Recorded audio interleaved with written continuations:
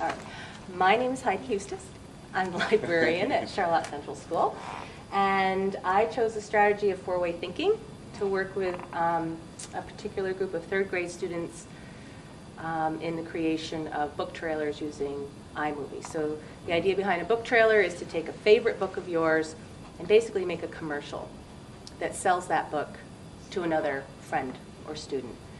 So I really wanted to use four-way thinking to really get them to think about all the different aspects of a book that you would want to put out there for other kids to know about.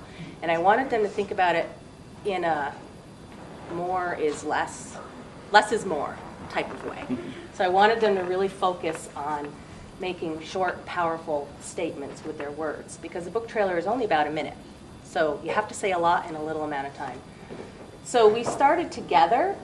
I kind of modeled this four-way thinking with them, and I used a picture book, Scary Squirrel Makes a Friend. And we basically read the book together, and then we talked about, okay, we put the title and author just in the middle, because of course that's something you have to remember for your book trailer. And then we summarized it. Basically, we worked on just tell me what happens in the book. And then we worked on interpreting, okay, this isn't just a book about a squirrel, right? So after a few minutes, we were able to come up with, okay, this is really a book about how he needs to be flexible. And then we were also able to talk about here, which I found interesting, the kids picked up on, oh, if we're making a book trailer, then we have to think about the type of music that we use too, because we wouldn't want to use really suspenseful music for a Scary Squirrel book. And also the pictures that we're going to use. And then we moved on to analyzing what's the most important part and why. And typically they were able to give me a couple of different reasons. And then they moved into evaluating. I like this book because. And then we were able to, the kids made their own kind of brainstorming sheets. So I particularly like this one. This is from Molly Moon's incredible book of hypnotism. And the interpret on this was really great. This is a third grader. She said that the big idea of the book was realizing that fame and being popular isn't everything, which I thought was amazing. So this was the first time I've used this to brainstorm for book trailers, and with this particular class, it went a lot smoother in really getting them to create those words than with other classes. In the past, I've used just a very straightforward, okay, what's the plot of the book? What's the setting of the book? But this really got them to get the bigger ideas.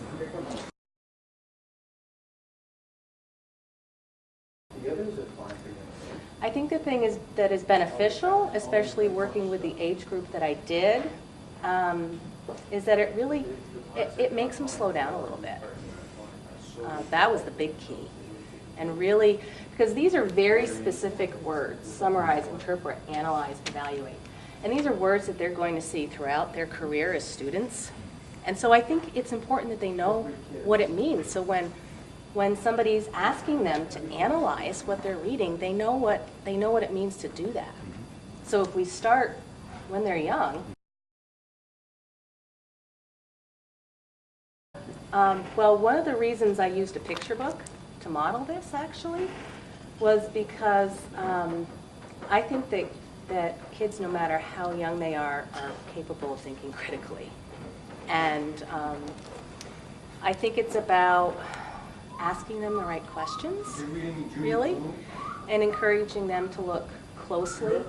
If it's a picture book, looking closely at the pictures to begin with for pre-readers, but they're perfectly capable of saying, well, what's happening in this story? And they tell you, well, okay, what about the pictures makes you say that? This is the same sort of idea, but with text. So I think if we just use it as building blocks, that eventually, I think we're doing this. I think we do it all the time. These are just, I look at it as kind of like rungs on the ladder, And so you start with really basic language then, preschool, and then, like I said, this is third grade, and Some of the brainstorming charts are more complete than others, but that's kind of like a, you know, it's an evaluative tool for me, because then I know, okay, this is a child that I need to just sit down with and maybe go a little deeper into this conversation with one-on-one.